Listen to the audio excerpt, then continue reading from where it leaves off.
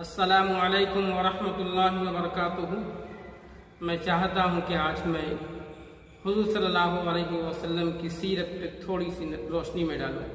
कुरान करीम में अल्लाह ने फरमाया, अऊज़ु बिल्लाहि मिनश शैतानिर रजीम, बिस्मिल्लाहिर रहमानिर रहीम। लक़द कान लकुम फ़ी रसूलिल्लाहि उस्वतुन हसनह लिमन कान यर्जुल्लाह वल यौमल आखिर व ज़करल्लाह कसीरा।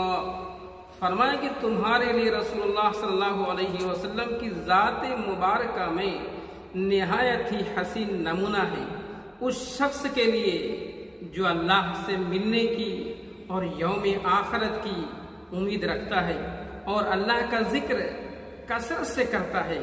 हुज़ूर पाक सल्लल्लाहु अलैहि वसल्लम की ज़ात मुबारका कोई यूं ही ज़ात नहीं थी, बल्कि आपकी ज़ात के अंदर हज़रत ईसा अलैहिस्सलातु वस्सलाम की बुर्दवारी नज़र आती थी। आपकी ज़ात अक़दस के अंदर हज़रत मूसा अलैहिस्सलातु वस्सलाम का जोश नज़र आता था। आपकी ज़ात के अंदर हज़रत अय्यूब अलैहिस्सलातु वस्सलाम का सब्र नज़र आता था। मेरे दोस्त, जैसा कि मालूम है कि आपके दुनिया के अंदर आने से पहले आपके वालिद माजिद का साया आपके सर से उठ चुका था।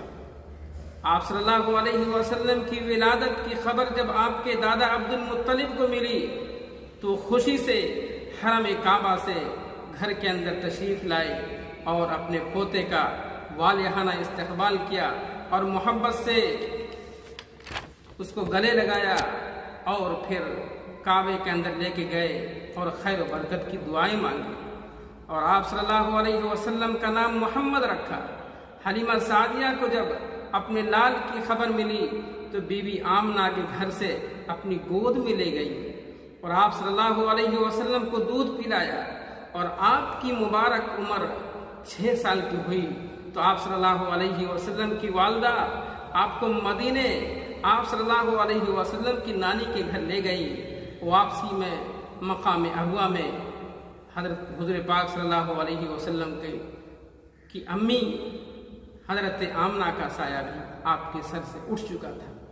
उसके बाद आपकी परवरिश उम्मे ऐमन के सुपुर्द हुई। उस वक्त जब आप 8 साल के हुए तो दादा का साया भी सर से उठ गया। उसके बाद आपका जिम्मा आपके चचा अबू तालिब ने लिया। उस वक्त आपकी उम्र 9 साल थी।